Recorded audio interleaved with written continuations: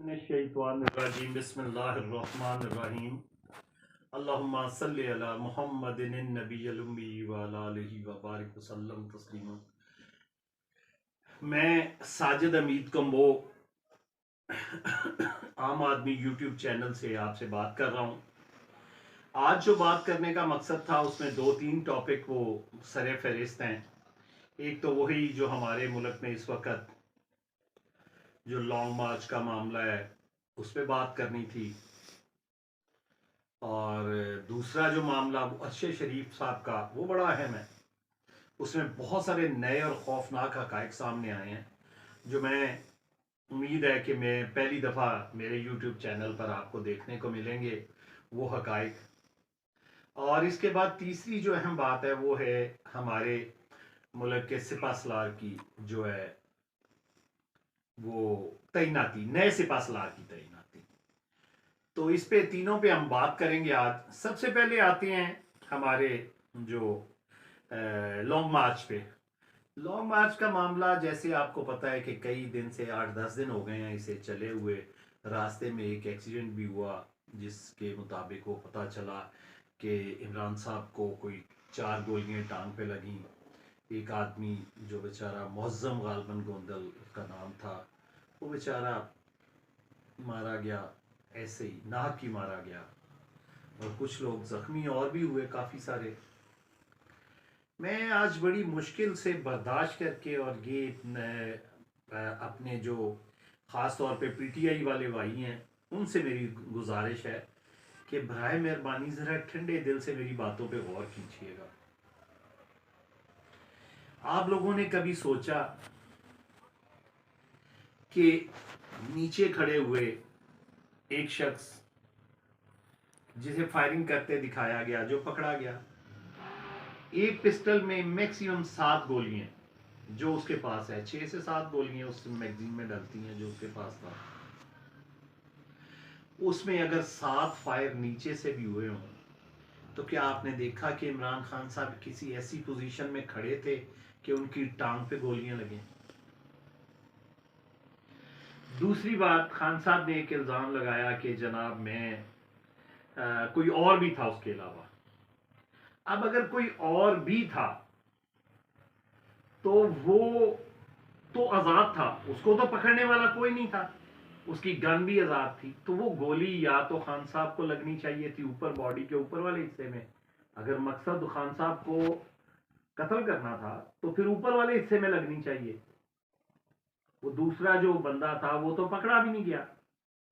इसका मतलब है कि वो जहां भी मौजूद था बकौल खान साहब, ये बात जहन में रहे, मैं इस पे बाइस थ्योरी पे मेरा यकीन नहीं है, मगर मैं वो खान साहब की बात कर रहा हूं कि अगर वो था तो उसे गोलियां पैरों में मारने की क्या जरूरत थी, जबकि पैरों में आगे जंगो दीवार भी थी, वो कंटेनर की चारों तरफ आप देखें ना बाउंड्री है, यूं तक, यहां तक बाउंड्री है उनकी टांगों तक।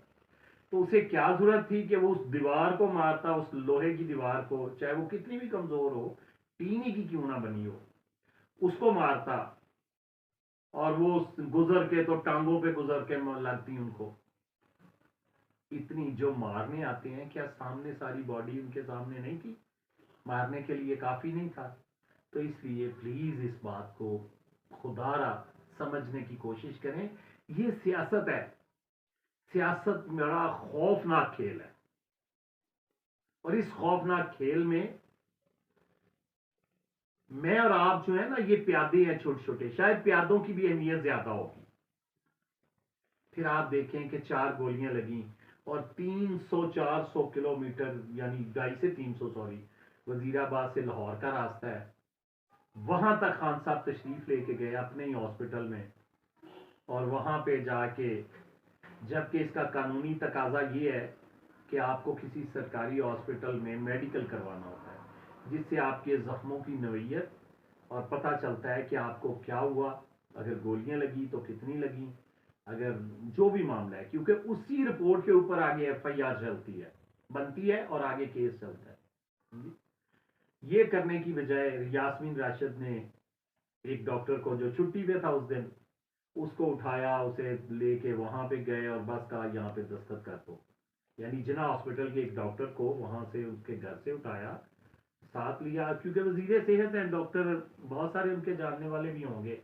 ये मैं किसी लगी लिपटी के बगैर आपको ये हकाइक बता रहा हूँ, आप खुद भी रिसर्च कर सकते हैं, तो करने में क्या हर्ज है, मेरी ना सुने, देख लें आप एक दफा करके। उसके बाद उसको उठाया और वहां पे जाके वो मेडिकल रिपोर्ट पे साइन करवाए और वो कानूनी कार्रवाई पूरी की गई। उसके बाद आप एक और बात जो आपके गौर करने की है वो बड़ी अहम है, और वो ये कि लॉन्ग मार्च जो है वो आगे क्यों नहीं बढ़ रहा। ये वो दूसरी बात है जिस पे मैं आपसे बात करना चाह रहा हूं। लॉन्ग मार्च इस वजह से आगे नहीं बढ़ रहा कि अभी तक वजारत दिफा ने, यानी आर्मी, ये जो की जो अफवाज पाकिस्तान के तरफ से अभी समरी मूव नहीं की गई कि आप आर्मी चीफ की तैनाती करें। वो वजीर आजम के पास वो समरी आएगी, वजीर आजम उस पर फैसला करेंगे, जिसको भी लगाना है वो समरी पे फैसला करके प्रेसिडेंट को भेज देंगे, प्रेसिडेंट उस पर साइन करेगा, उस जो भी नाम बोलेंगे। अब असल मसला ये है कि जो जो नाम लिया जा रहा है, जो हकूमती इत्तेहाद है उनकी तरफ से जो नाम लिया जा रहा है वो लिया जा रहा है जनरल हाफिज आसिम मुनीर साहब का। आसिम मुनीर साहब वही जनरल हैं जो इमरान खान साहब के दौर में DGISI थे, और इन्होंने पहली दफा बनी गाला जाके एक रिपोर्ट इमरान खान साहब को, जो उस वक्त वजीर आजम थे, को पेश की कि जनाब आपकी फैमिली के और आपके गिरदोनवा लोगों के ये मामलात हैं। बस।